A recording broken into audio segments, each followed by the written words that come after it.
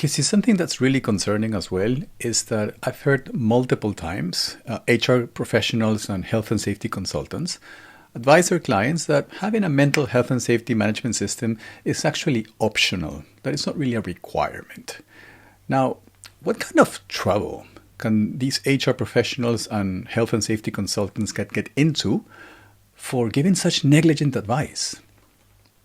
As consultants, there might be a misconception that they are simply there to provide advice in a snapshot of time.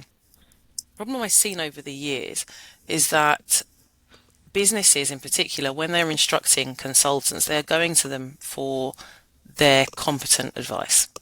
So they have sought somebody who is competent by virtue of their skills, knowledge, experience, their accreditations, their knowledge, their capacity, whatever it is, they've gone to someone specifically to identify how can they be compliant, how can they be more compliant. They've gone to an expert.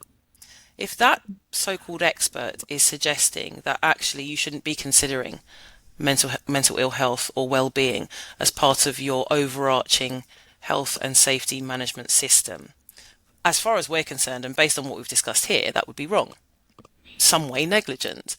But it may be their true feeling. That is what they feel.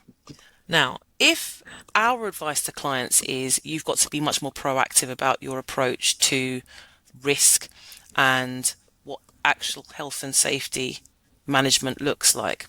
If you have a consultant who is worth their salt, who is saying the complete opposite, and actually exposes the business to risk, what consultants need to remember is they are also duty holders for the purposes of health and safety. And there's a real risk that based on their expertise or their failure to rely on their expertise and knowledge, they could be held liable for providing negligent advice. And I don't mean that in a civil context by you might be sued for your advice, because that is also a possibility, but you could be criminally liable for giving subpar advice or, in worst case scenario, negligent advice.